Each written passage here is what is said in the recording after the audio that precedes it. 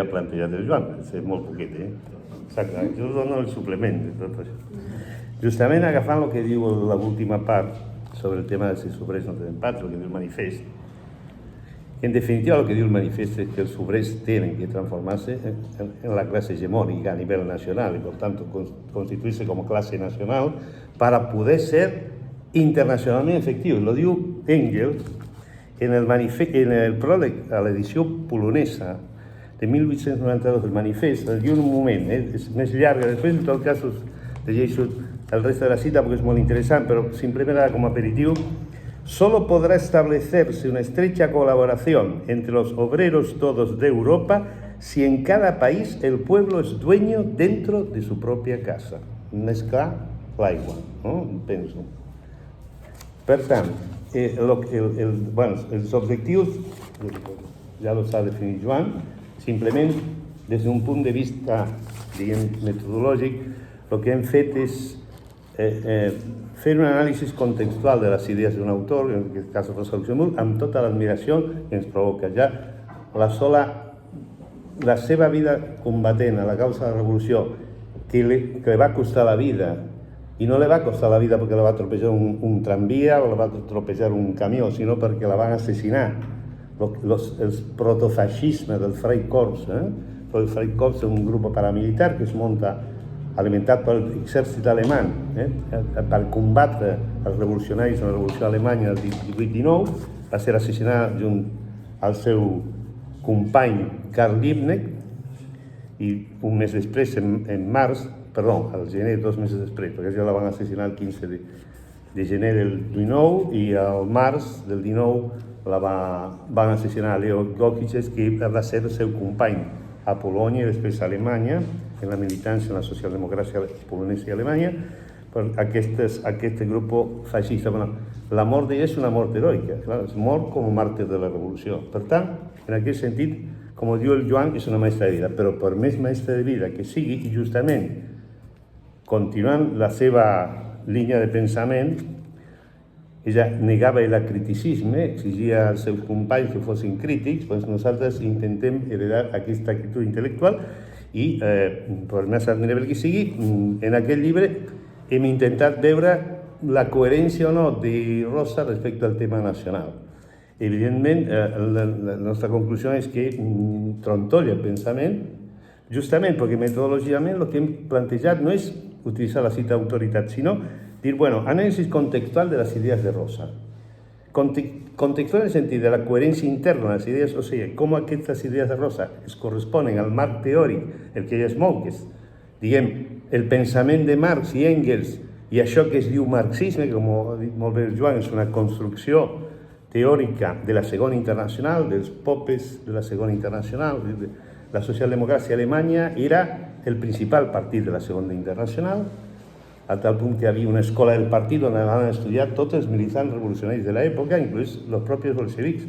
Lunacharsky, Lenin mateix van ser alumnes i professors dintre de l'escola de quadres del partit, van a formular com el pensament definitiu de Marx. D'alguna manera van a contribuir a transformar el pensament de Marx malauradament en una espècie de doctrina autoexplicativa. Entonces, és el marc en el que ella se pensa i elabora sus concepcions. I després la coherència externa del seu pensament en relació a la situació o fenomen que ell està analitzant, en aquest cas la qüestió nacional. Per tant, ella comença el tractament de la qüestió nacional en una qüestió molt concreta, que és el tema de la independència de Polònia. Ella s'oposa radicalment a la independència de Polònia. Ella comença la seva militància en el Partit Socialista Polonès, que era el Partit Socialdemòcrata, la secció polonesa de la Segona Internacional, un partit que reivindicava la independència de Polònia. Ella, amb altra gent, s'oposa a tal punt que termina trencant amb aquest partit i funda un altre partit nou que es diu Partit Socialdemòcrata del Regne de Polònia, i més endavant, i és curiós perquè rebutjant la qüestió nacional li va dar un caràcter històric nacional al partit. Se va llamar Partit del Regne de Polònia i Lituània, perquè Lituània, històricament, una part havia format part del Regne de Polònia. I aquest partit, diguem, va ser el partit oposat a la socialdemocràcia polonesa, especialment el tema de el rebuig a la independència de Polònia, a tal punt que van entrar en conflicte, especialment en els congressos de la Internacional. Cada vegada que el Partit Socialista polonès demanava el suport de l'Internacional a la independència de Polònia, el partit de Rosa s'oposava. Però la seva militància en aquest partit va ser corta i va passar per marxar a l'exili, com ha dit molt bé Joan.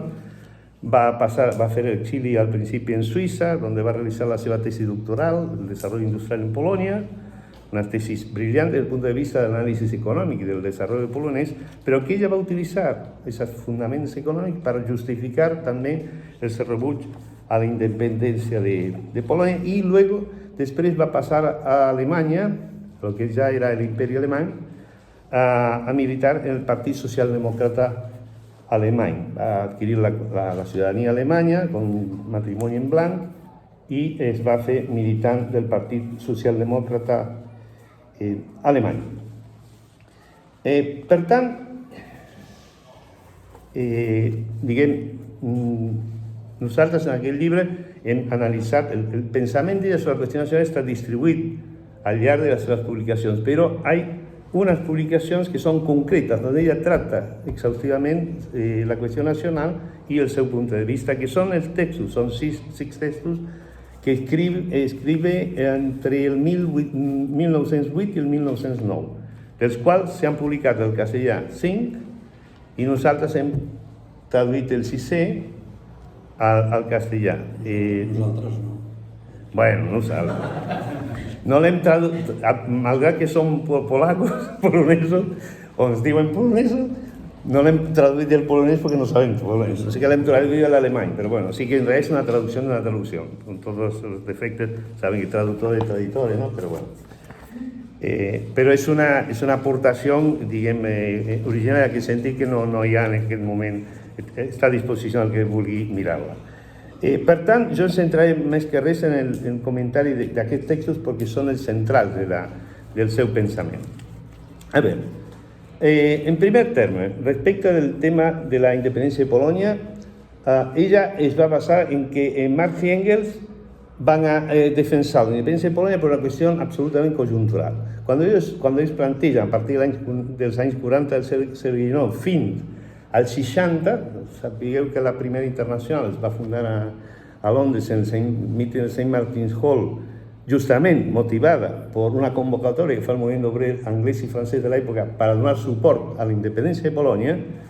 Ella diu que en aquell moment la independència de Polònia era important per al moviment obrer europeu i per a la democràcia europea en general. El moviment obrer i democràcia eren pràcticament sinònims, i això és molt important, perquè consideraven que la independència de Polònia debilitaria l'imperi rus. L'imperi rus era la gran arma de la reacció en aquella època. Era el braç armat de lo que en su moment era la OTAN de l'època, que era la Santa Aliança, i per tant, debilitar l'imperi rus era facilitar no solament el creixement del moviment obrer europeu, sinó també l'èxit del moviment revolucionari a nivell del moviment democràtic revolucionari a nivell d'Europa. Però ella diu, però més endavant, a finals del segle XIX, amb el sorgiment de moviments obrers de certa importància en Rússia,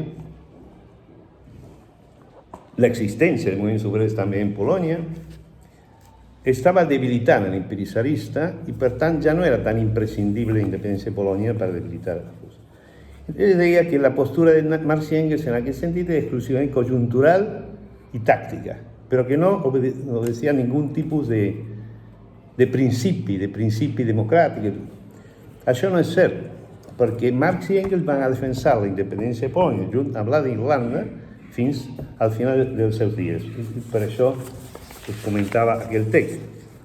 En el pròleg de l'edició polaca de 1892 del Manifest Comunista, Engels, com sabíeu molt bé, Engels va morir el 1995, o sigui, 3 anys abans de la seva mort, i per tant, en l'època en què, segons diu Rosa, no era necessària la independència de Polònia, va dir això que us he llegit. La creación de una Polonia fuerte e independiente no interesa solo al pueblo polaco, sino a todos y cada uno de nosotros. Solo podrá establecerse una estrecha colaboración entre los obreros de toda Europa si en cada país el pueblo es dueño dentro de su propia casa. Para continuarlo después bien, que la nobleza polaca y la burguesía polaca habían sido incapaces y no estaban más interesados en la independencia, y que, per tant, la independencia polaca solo podrá ser conquistada por el proletariado joven, en cuyas manos está la realización de esa esperanza. He aquí por qué los obreros de Occidente de Europa no están menos interesados en la liberación de Polonia que los obreros polacos mismos.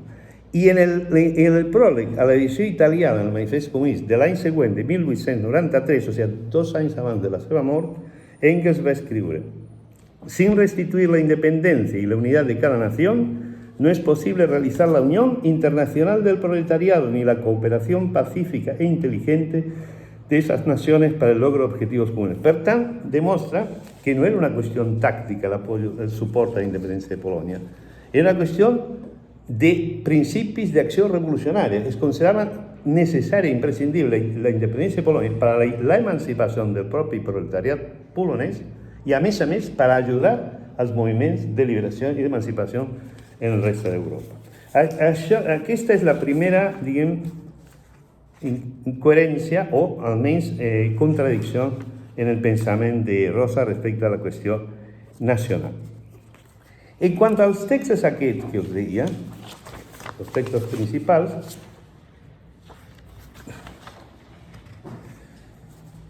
son 6 textos que parlan del dret de les nacions a l'autodeterminació, el concepte d'autonomia, i acaben l'últim sobre l'autonomia i l'autodeterminació del Regne de Polònia. L'argument general de Rosa, en el moment que ella escriu això, està, diguem, apropant-se al punt d'inflexió en el que va canviar molts paràmetres de pensament. Rosa no manté el mateix pensament al llarg de tota la seva vida. O sigui, fins a la primera dècada del segle XX, Rosa continua utilitzant marcs de raonament que són molt propis de l'enfoc determinista, economicista de la Segona Internacional. Un pensament que planteja que els estats sorgeixen com a producte del desenvolupament del capitalisme i del triomf de la burguesia com a classe dominant. L'Estat, per tant, és un instrument de la burguesia exclusivament. El desenvolupament del capitalisme produeix el creixement del que serà el seu subultore, o sigui, el proletariat, i, per tant, això produirà la revolució socialista. Per tant, l'important és que el capitalisme desenvolupi tota la seva expansió, que desenvolupi un potent proletariat, i aquest proletariat s'encarregarà de fer la revolució. Un planteig com molt automàtic, no? És un planteig en el qual, diguem, l'acció humana, no?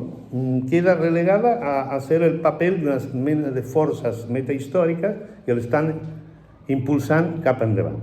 Aquest és el marc general teòric que s'utilitza el marxisme de la Segona Internacional i el qual Rosa en aquest moment, diguem, es troba còmoda en aquest pensament. I aquest pensament condiciona su visió de la qüestió nacional. Entonces, ella diu que, per tant, el desenvolupament del capitalisme es mou en el sentit de la supressió de la independència de les nacions.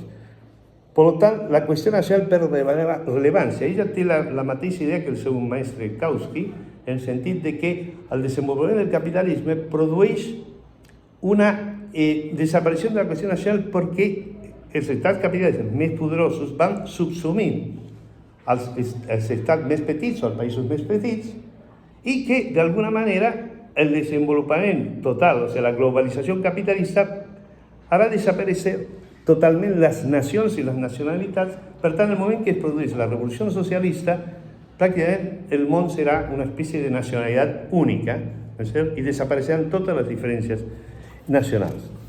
Per tant, la lluita a favor de la independència d'un país determinat, petit o gran, va en contra del sentit de la història, va en contra del desenvolupament sense obstacles, sense traves del capitalisme i, per tant, és regressiu, impedeix, no és cert? Si no es desenvolupa el capitalisme, no es desenvolupa plenament, no apareix un potent proletariat, la revolució socialista no es produirà.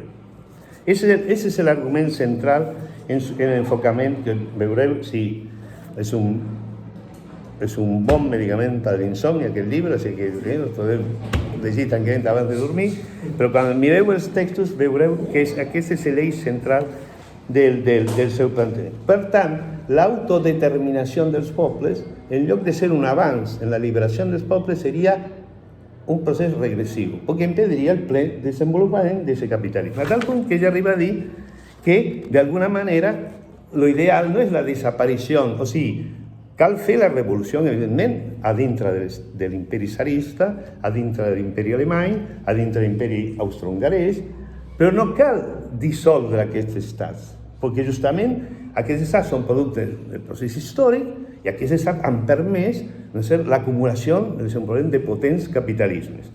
Clar, ella diu que això, a més, és el resultat del progrés. És un progrés que té dues cares. És un progrés que s'oblida que aquests grans imperis, aquests grans estats s'han construït sobre la violència i l'opressió. Com deia el Walter Benjamin en la tesi setena de les seves tesis sobre la filosofia de la història, diu no hay un sol document de cultura que no sigui igualment un document de barbàrie. No? I per tant, el progrés té dues cares, una cara que pot ser més o menys agradable i una cara que és tenebrosa, i ho estem veient avui dia amb el que està passant. Per tant,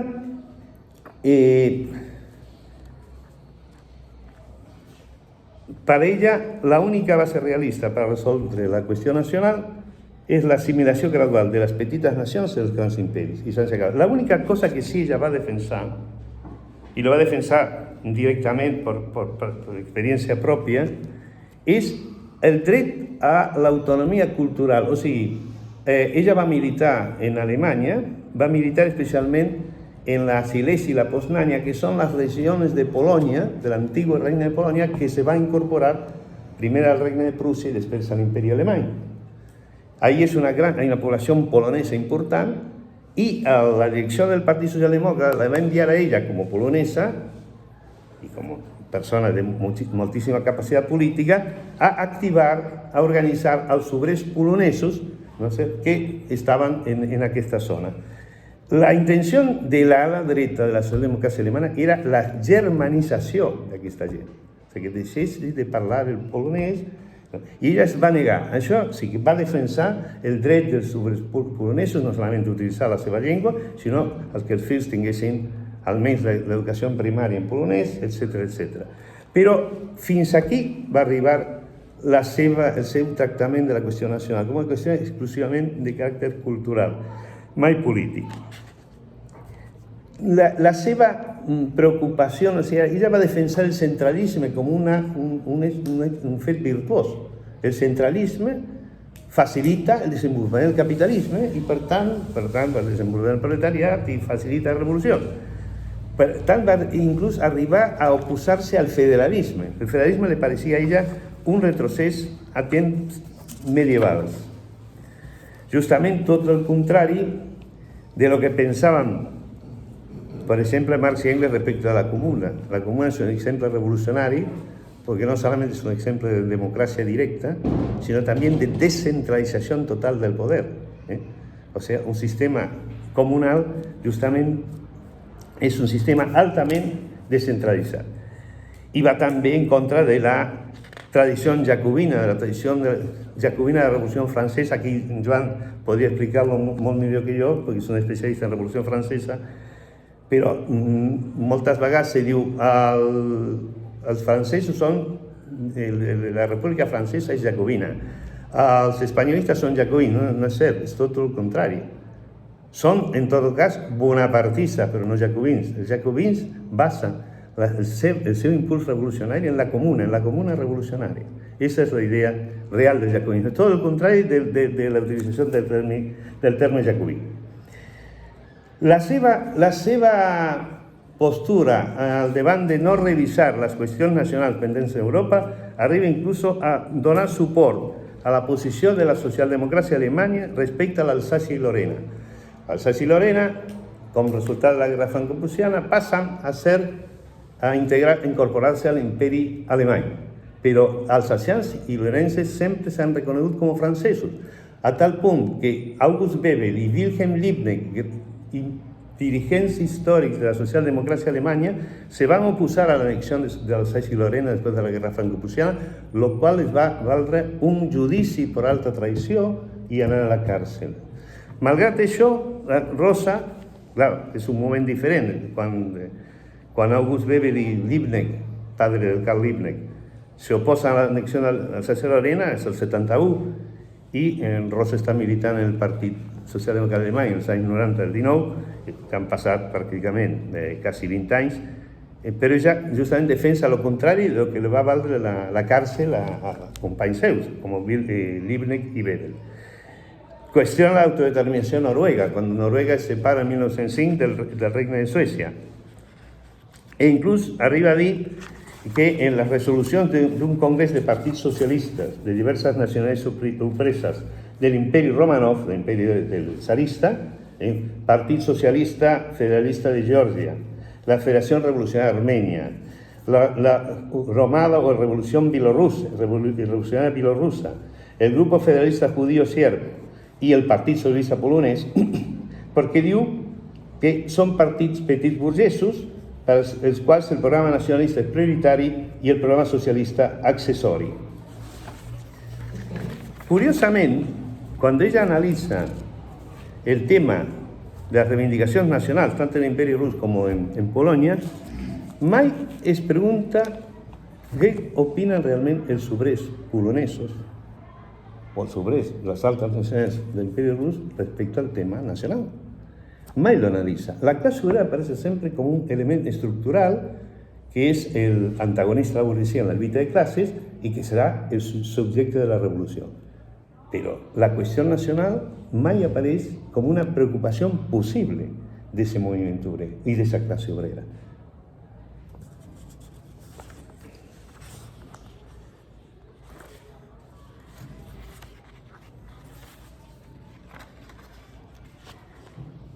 I per últim, així ja vaig acabant també, hi ha una sèrie de conceptes que ella considera d'exclusiva factura burgesa, entre ells, evidentment, el dret d'autodeterminació i la qüestió nacional.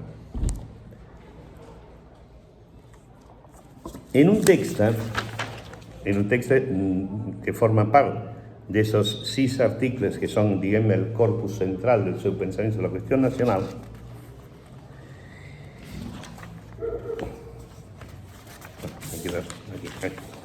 ella diu tranquilament que al materialismo dialéctico, que es la base del socialismo científico, ha desterrado definitivamente de su vocabulario este tipo de fórmulas eternas. Porque la dialéctica histórica ha demostrado que no existen verdades eternas ni derechos eternos. Eternos siempre intercomillado, por ella. En palabras de Engels, acá lo cita Engels, lo que es bueno aquí y ahora es malo en otro sitio y viceversa. Es decir, lo que es justo y razonable en determinadas circunstancias se convierte en injusto y absurdo en otras. De alguna manera es plantejament que és bastant relativista, ¿no? Que voy a plantear. Entonces, todo ello viene determinado no solo por las condiciones sociales materiales en una época histórica dada. Partiendo de esta base, el socialismo científico ha revisado todo el conjunto de clichés democráticos y metafísicas ideológicas heredados de la burguesía. Hace tiempo que la actual socialdemocracia ha dejado de considerar expresiones tales como democracia, entrecomillado, libertad nacional, entrecomillado, igualdad, entrecomillado, y otras bellas frases similares como verdades y leyes eternas capaces de trascender naciones y épocas concretas. En aquest punt també nosaltres, els dos autors, estem totalment en desacord. Aquests conceptes, democràcia, llibertat nacional, igualtat, són conceptes que han sigut construïts al calor de la lluita de la classe obrera. Justament són conceptes vàlids i són conceptes universals perquè són productes de l'experiència de la classe obrera i de més sectors opresos, com el camperolat i altres sectors populars, al llarg de la lluita per l'emancipació. La república, o sigui, per exemple, la lluita por el sufragi universal, que Engels diu que després de la Comuna la barricada serà substituïda per el sufragi universal com a eina de conquistes emancipatòries obreres.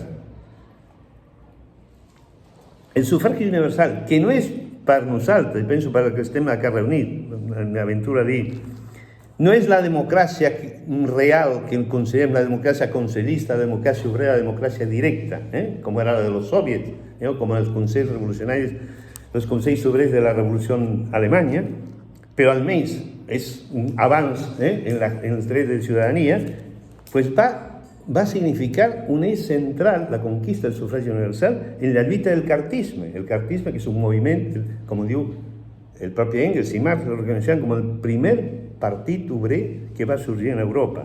O la vaga general en Bèlgica, en 1902, una vaga general que es va fer per conquerir el sufragi universal. O la lluita que va haver en Alemanya, que es va aconseguir després de la revolució de 1918, per a l'abolició del règim electoral del Dreistand de los tres estados en el Regne de Prússia, que era un sufragi totalment estamental. O sigui, el 10% de la població té el mateix dret de vot, triava la mateixa quantitat de diputats que el 80%. O sigui, aquestes lluites per el sufragi universal es produeixen en diferents llocs i són lluites encapçalades i liderades pel propi moviment obrer. Per tant, són producte de l'experiència del moviment obrer. Com diu Hegel, el búho de Minerva comença el vol a la nit, no? O sigui, l'experiència reflexionada genera el concepte. Primer se té l'experiència, després es reflexiona sobre l'experiència i sorgeix el concepte. Per tant, és evidentment el resultat d'una praxis que resultarà revolucionària. Per això nosaltres estem, almenys des de fa un bon temps, més que parlar de socialisme científic, pensem que el marxisme podem definir-lo com a filosofia de la praxi i no socialisme científic. No partim d'unes verdades metafísiques, com la verdad de Platón, que segueix volant i agafem una quan ens convé, sinó que són un sistema d'idees que són producte de la praxis que sorgeix de la pròpia lluita de classes.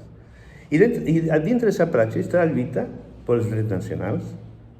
Pensem que un moviment emancipatori pot reivindicar drets nacionals sempre i quan aquesta lluita nacional ajudi a la lluita per la liberació social. També pensem que, por supuesto, hay reivindicacions nacionals que pueden ser completamente de dretes o reaccionàries, però si contribueixen a la liberació social, benvingudes són. I justament, un dels últims problemes que va tenir la reflexió de Rosa respecte al problema nacional és augurar la Primera Guerra Mundial, un conflicte interimperialista, pronosticar que la Primera Guerra Mundial significa la mort de las guerras de liberación nacional. Y se va a equivocar rotundament, porque tot el siglo XX és un sigle de lluites de liberació nacional i social simultàniament, començant per la pròpia Revolució Russa. La Revolució Russa, evidentment, és una revolució, però també una lucha de liberació nacional, perquè, clar, si estàs acosat per 20 nacions diferents que intenten liquidar-te, estàs defensant també la teva independència nacional. Continuant per la lluita dels comunistes xinesos contra primer els japonesos i després les forces del 66 suportades pels nord-americans, siguent per la revolució vietnamita, és un exemple claríssim de lluita en què se combina la liberació nacional i la liberació social i la pròpia liberació cubana. Cuba no era una colònia formal dels Estats Units, però era una colònia informal del prostíbulo d'Amèrica.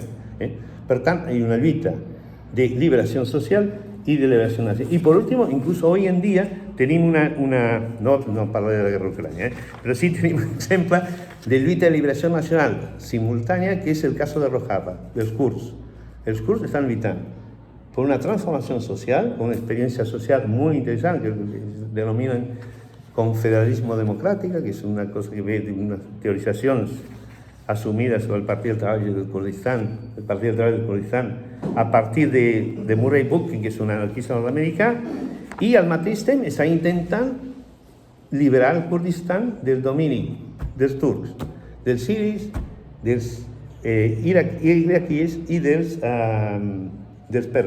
iraníes. O sea, es una nación que está repartida como Polonia, pero aquí está repartida entre cuatro países. Per tant, jo acabaré con les 4 línies com que acabem les conclusions. Si us sembla bé, ja, o sigui, i no direm res més perquè, com Joan, pretenem que us llegeixis el llibre. Si no, no us estaré. Para clar. Exactament, aunque aquí sabem que era el mayordomo. Era el mayordomo responsable. Para finalizar, queremos dejar constancia que ambos autores vivimos en una nación que lucha por alcanzar la libertad y ejercer el derecho de autodeterminación. Este hecho decisivo ha sido determinante en la investigación, elaboración, debate y apoyo mutuo necesarios para la escritura de este libro. Perdoneu si me extenso masa y aquí acabo. Ya está.